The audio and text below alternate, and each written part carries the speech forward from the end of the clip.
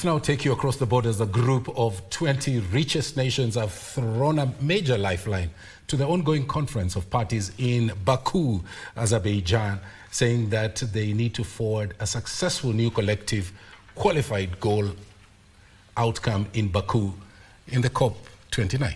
The statement has added impetus to the negotiations that entered day 9 today, with technical teams locking horns over the thorny issue of climate finance. Now, the African Environment Minister decried the lack of commitment and delay tactics by the rich nations, who they accuse of adopting a very hard stance on the $1.3 trillion climate financing that is needed by developing nations to deal with the climate change crisis. Obrien Kimani joins us with more from the talks in Baku, Azerbaijan. The statement by the 20 richest countries who are meeting in the city of Rio de Janeiro in Brazil, affirming their support and commitment to the ongoing talks here in Baku, has added a lot of enthusiasm and, of course, impetus to the ongoing negotiations. The world is now looking up to COP29 to see what kind of a deal it will deliver to the world. As the delegates attending the COP29 in Baku were sleeping, a major development was unfolding in Rio de Janeiro, Brazil, where the 20 richest nations were meeting.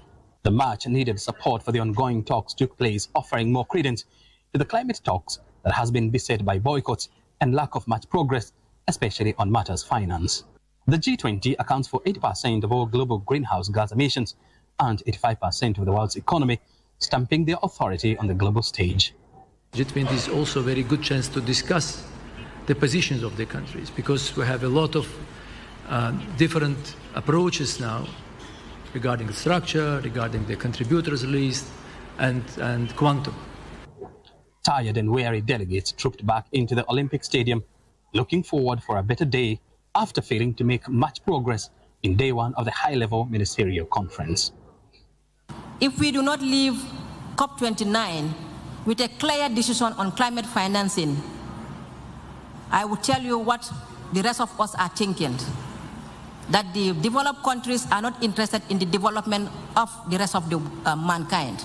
African environment ministers decried the lack of commitment and delay tactics by the rich nations, who they accused of adopting a hard stance on the $1.3 trillion climate finance needed by developing nations to deal with the climate catastrophe, ripping their nations apart.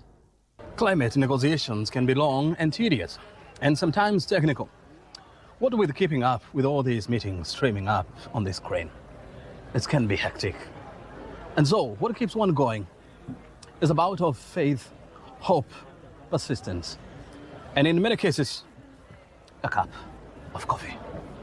The United Nations Climate Change Executive Secretary Simon Stiell called on nations to bypass their posturing and move swiftly towards common ground across all issues.